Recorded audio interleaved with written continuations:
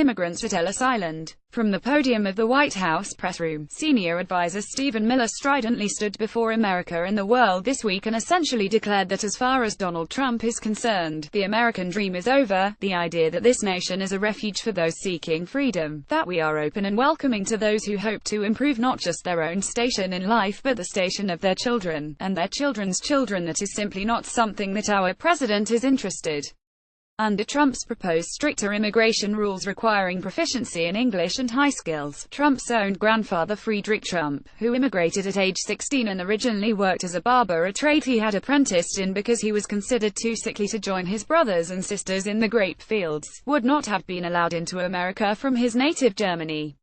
This argument between Miller and CNN's Jim Acosta is fairly jarring, but also illustrative of how deeply the people in this White House fail to understand exactly what America is, and, clearly, what it's not.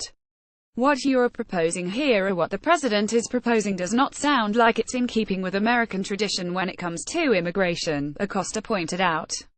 The Statue of Liberty says, "Give me your tired, your poor, your huddled masses." It doesn't say anything about speaking English or being able to be a computer programmer. Aren't you trying to change what it means to be an immigrant if you are telling them they have to speak English? Can't they learn to speak English when they get here? Miller took offense to Acosta's mention of the Statue of Liberty.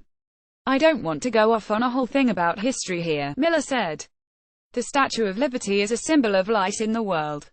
It's a symbol of American liberty, light in the world. The poem you are referring to is not part of the original Statue of Liberty. It was added later. Entry into America is not and has never been a prize you get for eating all your Wheaties." Miller talks as if there isn't already a program for highly skilled workers to immigrate to America. In fact, those high-skilled worker visas have traditionally gone not to ones who benefit America, but instead the persons who would be better benefited by America. These are the various categories through which people can currently acquire a green card. Green card through family, spouse of a U.S. citizen, unmarried, child under the age of 21 of a U.S. citizen, parent of a U.S. citizen who is at least 21 years old. Green card through employment, first preference. Immigrant workers have extraordinary ability in the sciences, arts, education, business or athletics, or are an outstanding professor, a researcher, or are a multinational manager or executive who meets certain criteria. Second preference. Immigrant workers are a member of a profession that requires an advanced degree, or have exceptional ability in the sciences, arts, or business, or are seeking a national interest waiver. Third preference. Immigrant workers, a skilled worker, meaning your job requires a minimum of 2 years training or work experience, or a professional, meaning your job requires at least a U.S. bachelor's degree or a foreign equivalent and you are a member of the profession, or an unskilled worker, meaning you will perform unskilled labor requiring less than 2 years training or experience. Green card is a special immigrant, religious worker, abused children, Afghanistan translator or other employee of U.S. Armed Forces, international broadcaster, a member of the media, employee of an international organization, a family member of a NATO employee. Green card through refugee or asylee status. Green card for human trafficking and crime victims. Green card for victims of abuse, the abused spouse of a U.S. citizen, a lawful permanent resident, the abused child, unmarried and under 21 years old, of a U.S. citizen, a lawful permanent resident, the abused parent of a U.S. citizen. Green card through other categories. Green card through registry, and just for the record, you don't have to speak English to become a naturalized citizen. As you can see, employability is already one of the factors involved in potentially obtaining a green card, but there are many other ways to do so through various methods in relationships. Miller's proposal isn't just changing our legal immigration system into something merit-based, it's actually deleting and deprioritizing all of these other various avenues of access. And then there's this question: what exactly are they going to consider meritorious? Having a good education, having a good, high-end skill, having good breeding, and what is it with all this assimilation business? In the above video, Charles Blow attempts to get Jeffrey Lord to explain exactly what he means by requiring people to assimilate rather than, as Lord claims they do, self-segregate. He seems ignorant, of course, to the reality that the Irish community was isolated in New York 150 years ago specifically because they were ostracized and shunned by others. He ignores that the Italian community was similarly shunned and reviled. That this assimilation he speaks of was simply their attempting, over the course of generations, to fit in and literally de-ethnicize themselves. To become not so Irish-like and not so Italian-like, but neater, more generic and bland. safe, non-threatening. So they Americanized their names and dropped the more obvious ethnic elements. Their children grew up speaking English rather than the old language, and the kids naturally adopted more American cultural elements rather than the habits from the old country. This is the way the system has worked, but apparently Jeffrey Lord doesn't understand the core point that Blow is alluding to, which is that some of us here in America aren't immigrants. Black people, and that term is used in this case to isolate persons whose ancestors go back to before 1808 when Congress was first allowed to end the importation of slaves, as opposed to voluntary African immigrants, didn't come here by choice. They, like the Irish, Italians, and Jews, were not originally invited to openly integrate into the whole of America. They didn't self-segregate. They were very deliberately forced to segregate for nearly 2 centuries, but simply changing their names wasn't enough to make them fit in and slide under the radar to escape the social ostracization faced by other ethnic groups.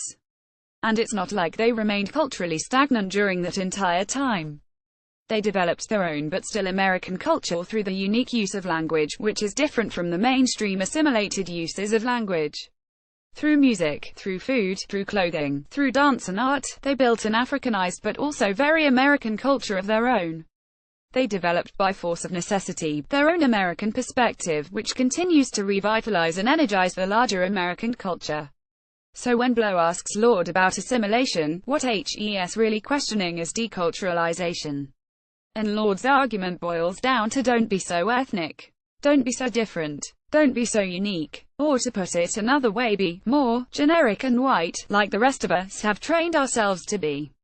Take a step back and think about that from the perspective of our First Nations, our Native Americans who were here long before the European migration of English, French, Dutch, and Spanish who eventually laid claim to these lands.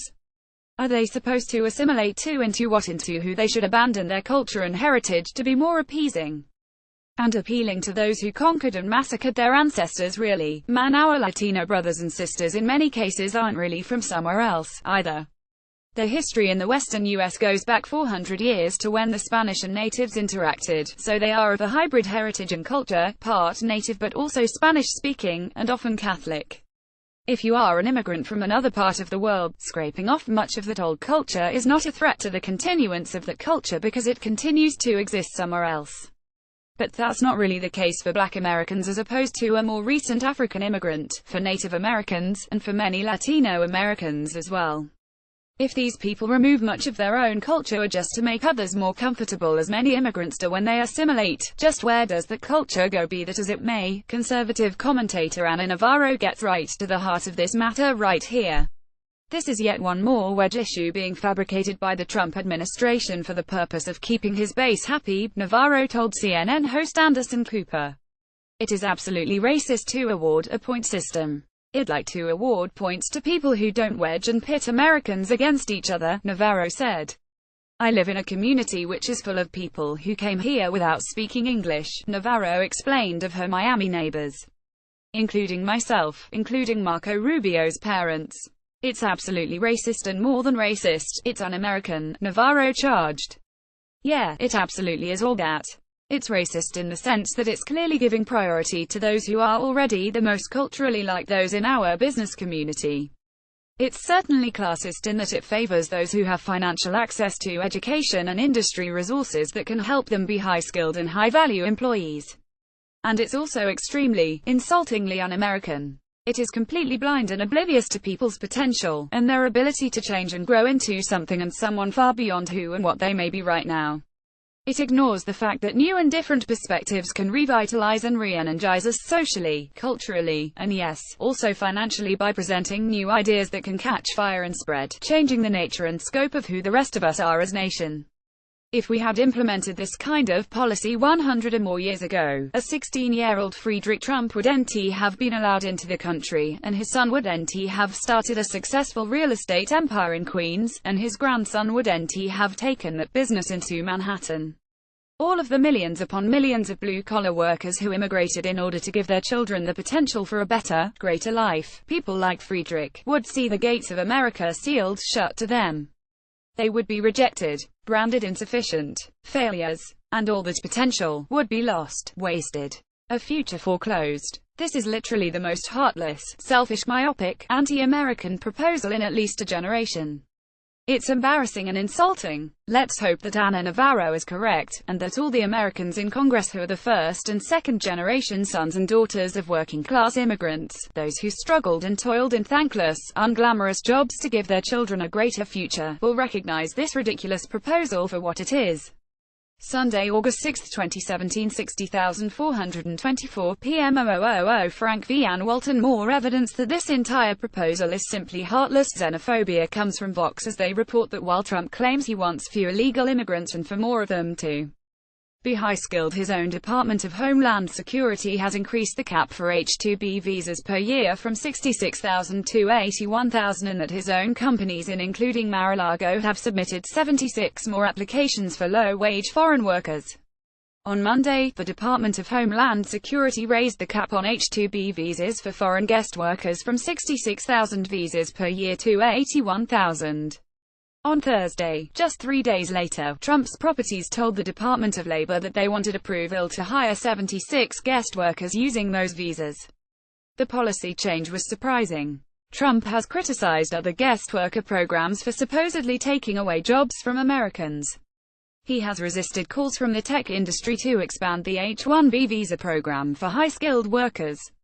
He hasn't increased visas in the H-2A program for seasonal farm workers, even though the agriculture industry has lobbied for it.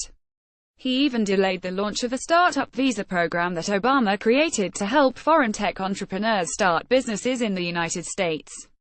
This isn't about helping American workers. This is about feeding hate and resentment.